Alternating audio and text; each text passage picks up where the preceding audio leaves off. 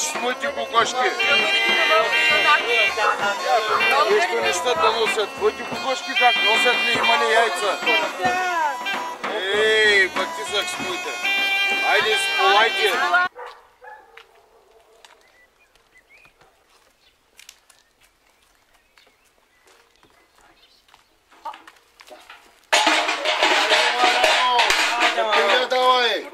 Ракия давай!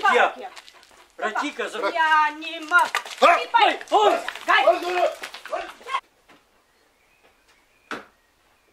Радо, Пенке, какво стана?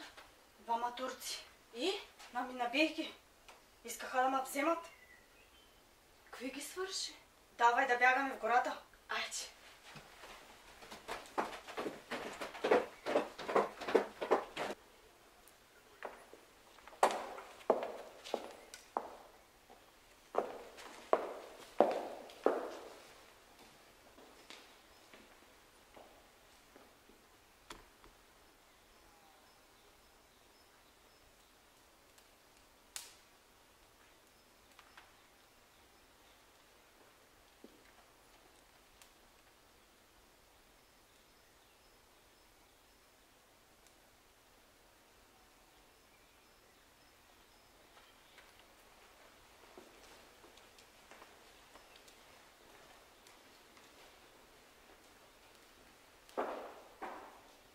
За какво ме викате?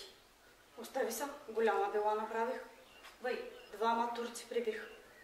мися, имам тук 2 пендара, да вземем да им да купим пушки. Ще бягаме в гората. И аз ида. Прихвайде, ще ме вземете. Давай, Айде. давай. Давай тогава.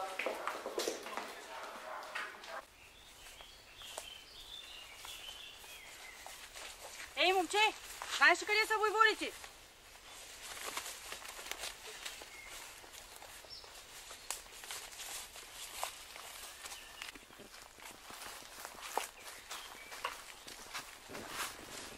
Стойте!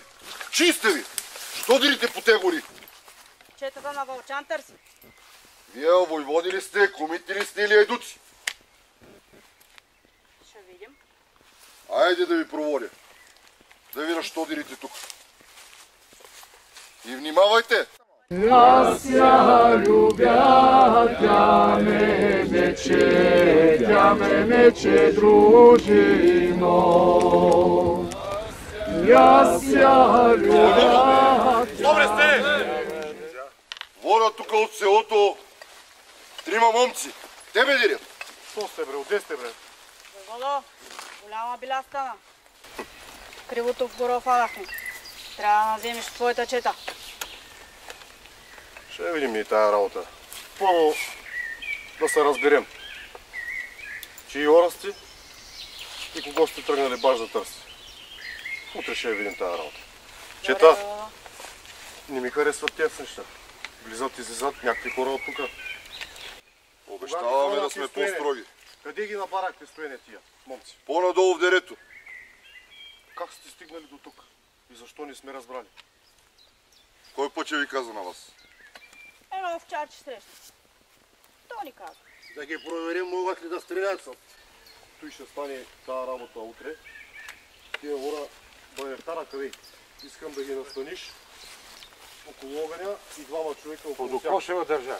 Да. Цяла нощ подокошева държа, да знаете. Така, и оръжия се носят. Аз викам и оръжията им вземи. С знае какви са тези. Нали? Най-добре да ги оберем оръжията.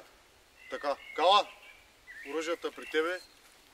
Утре сутринта ще видим що са, откъде са, какви са и така. Ако са наши хора, се разберем по-добро. Едно овчарче. Айде на пост. Овчарчета раз. Елате сега тук с мене ви.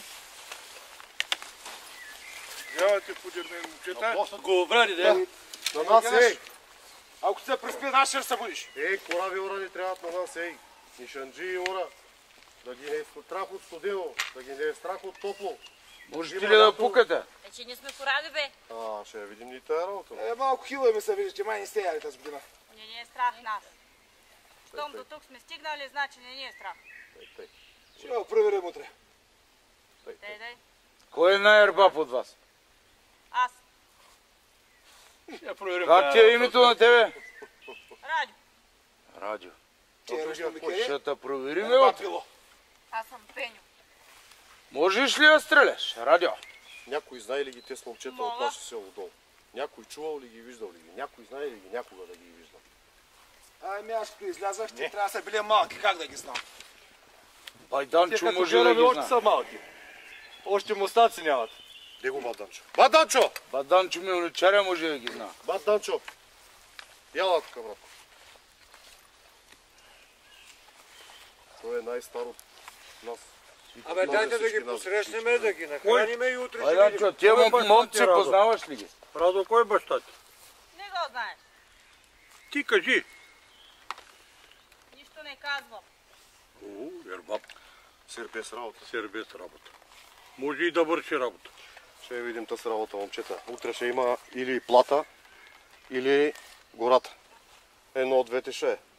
Вода, то с Радо ми се види много хилаво. От 100 крачки умерваш ли калпак? Не дорасло. Калък я въртиш ли го? Ербаб. Ербап и сир без пак не дорасло. Ще Вижте и видим. голишари. Ще те пробваме. Щом из гората по-тъмно са тръгнали, нема ги е страх тези деца. Право дума, Стоене. Това е умна мисъл. Никой не фаща гората тук от Ево Ево. Ви християни ли сте, бре? А и пушки има, толкова с малки. Вие какво направихте, че търсите помощ тук? Кривото хоро хвана. То всички сме го фанали. Щом Ама, сме тук, а не е на Един заклал един, друг прибил друг, вие какво направихте? Двама турци дойдоха вкъщи. Те пък. Бомбамом. Значи гората е кърваво вече. Браво. Пушката. С кобилица. Браво е! Страшен ще дойде този момък. Менците свалили от тази кобилица или? Свали ги. Аз рекмо, че с менците. На ние пушка ни трябва. Слушайте, Като момчета, има кобилица. утре сутрин ще решаваме. Утрото винаги е било по-мъдро от вечерта. Както казах, настанява ги байрактара да ги настанява. Прибравяме пиштолите. Утре ще решаваме кой кум, кой сват. Да им вържи ръцете и краката да не избегат да напредадат. Първо ще ги нахраниш. Не му е бре човек. Първо ще ги нахраниш. Не мой слушал. Нека ги Те са ни нахраним. братя. И аз сега да те видя, Радко, като си ербаб момче, можеш ли да оцелиш на 100 крачки калпак? Да видим. То младок, ако оцели калпака, чудо шай. Много къдеш го занес с калпак, бе. Нон-стоп. Нали нишанджия? Да може и надалеч. Оте, ама може и да може. На 100 крачки. Той да бъде. Дай да малко Дай още, да видим. още Дай да малко. видим. Той да бъде. Я бягай. Бре! Бягай, бягай. Близо, близо. Още има хляб. Дай да видим сега. Кажи Я да по-добре. видим тебе, Радко. Айде, Радко, да те видим.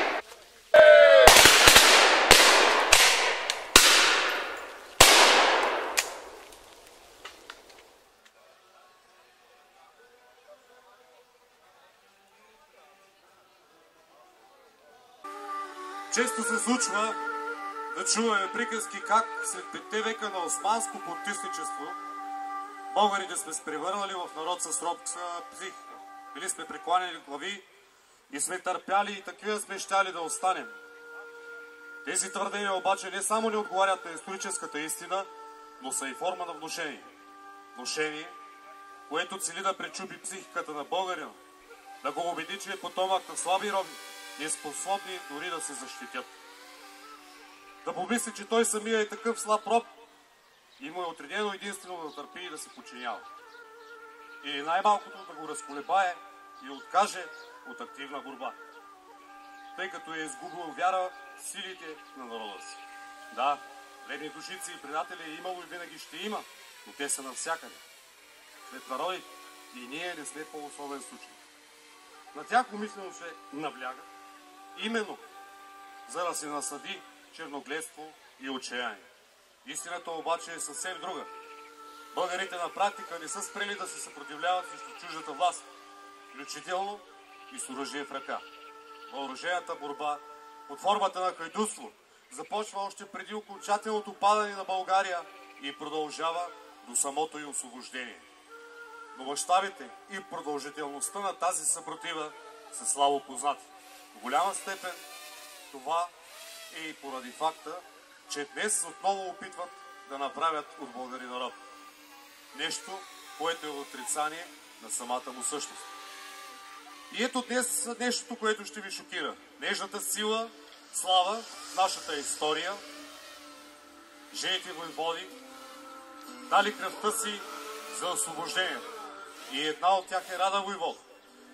Легендарна българска хайдутка, чиято история е възпята още от Петко Славейков през 1852 година. Тя е родом от село Чолакова махала, близо до Леденик. Само на 20 годишна възраст тя спасява от удаване едно дете, а на 18 възрастна жена от пожар. Рада е била изключително красива, толкова, че агата се от Качица е искал за жена. Вместо това обаче, тя се отправя към хайдушкия вожд Вълчан Войвода и се превръща в хайдутка. От 1820 година Рада води своята чета в Търновско, Дряновско и Габровско, защитавайки населението от кърджали, турци и богати чорбаджии. Тя участва в борбата срещу разбойническите нападения на кърджали и даали, както в конфликтите между бейове и аяни по това време. Една от най-известните истории на Рада Войвода е тази, в която тя само на 19 години обезоръжава 3 млади момчета с една сопа, след като те я посещават в нейния дом, за да се напият с ракия. След като тя ги проконва, един от турците решава да я нападне, но Рада го разбива с сопата си. Този инцидент я превръща в легенда и я прави известна в целия Балкански полуостров.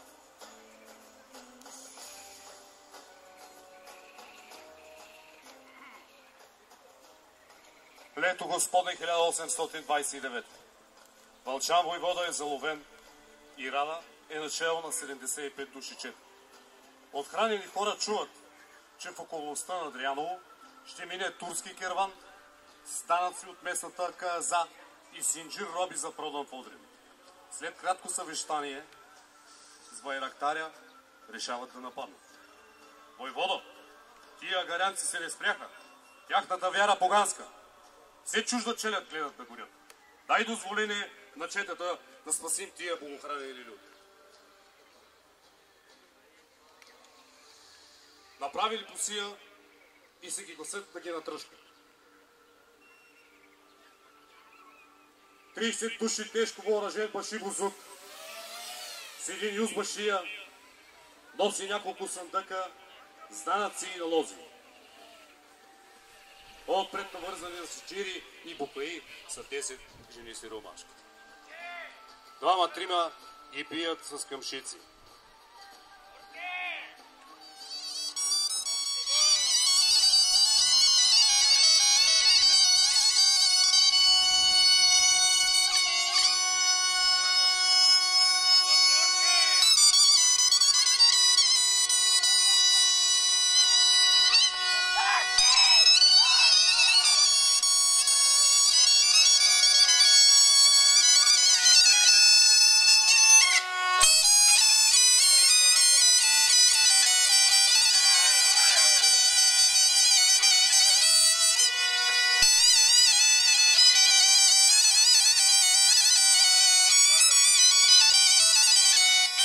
При достигане на една долчина, робите се спъват и падат.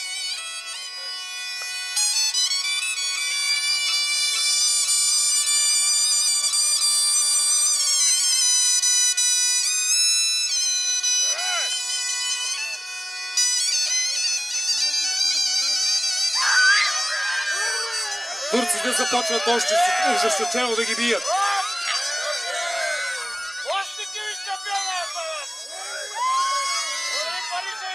В това време, застанала на посия, голямата чета ги издебва. Когато се изравняват с корията, дружината напада.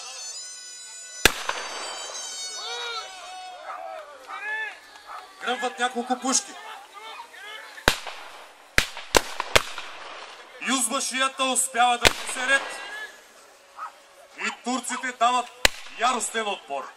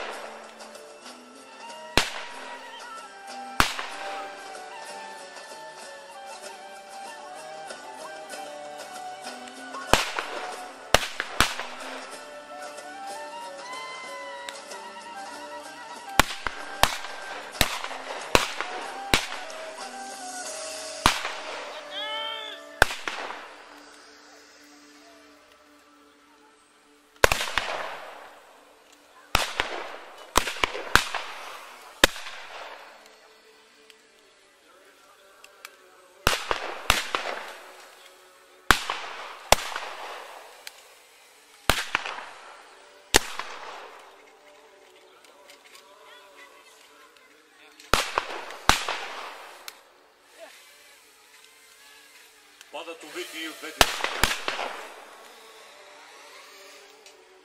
Битката затегналост.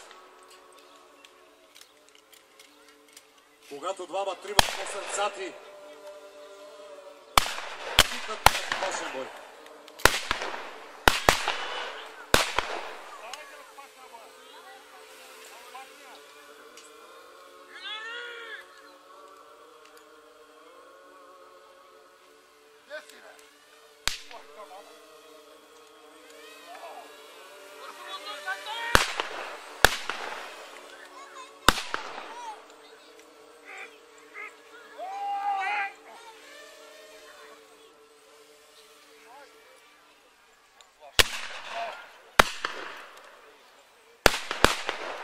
Отново падат убити и от двете страни.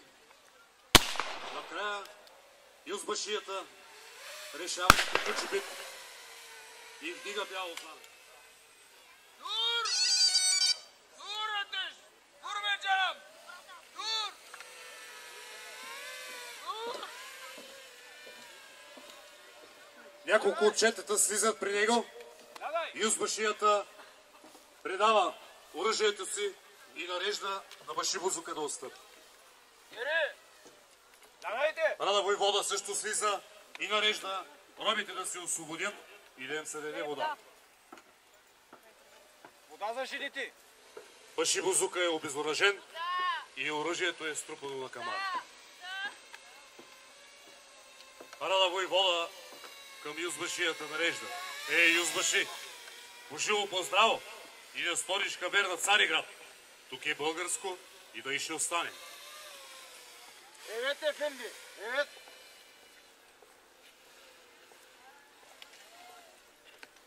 С тези думи ги пускат и турците се заминават.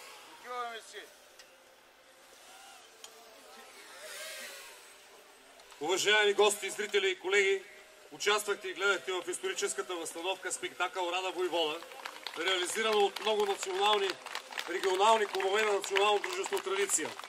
Бог да пази България!